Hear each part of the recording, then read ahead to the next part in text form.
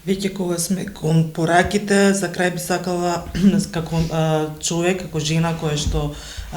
одреден период и била и пливала во тие медиумски води по повод светскиот ден за слободата на медиумите 3 мај, една ваша порака и едно ваше видување дали можеме да зборуваме за слобода на медиумите во Северна Македонија. Генерално сметам дека можеме да зборуваме и пак ќе кажам дека делот за слугите може да си ги припише Социјалдемократскиот сојуз и во времето на владењето на гарнитурите кои ги предводеше мојата политичка партија, меѓутоа се разбира и новинарската фела, Сдруженијата на новинарите се избориле и се борат и понатаму. Сметам дека кај нас во голема мера се почитува слободата на медиумите, слободата на говорот, дека во поретки случаи имаме примери на цензура,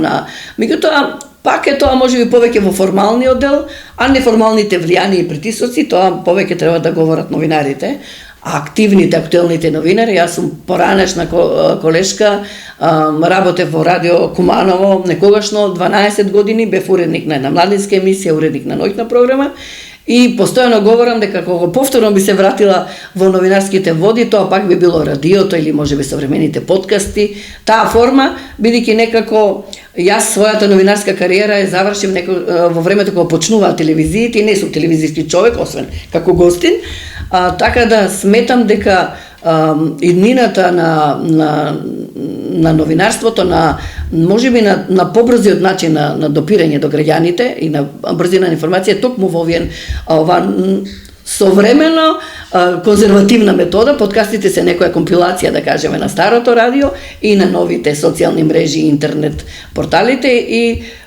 мислам дека тоа е добар пример. Конкуренцијата е здрава, нека ги има што повеќе, нека се слушне различни мислења, да биде што поприсутна опозицијата, која и да е. Во случај генерално сме ние, меѓутоа работите се менуваат, можеби ќе бидеме од есен некаде или на повеќе места, се надевам, ние власт, меѓутоа сеедно да бидат подеднакво застапени и не само политичарите,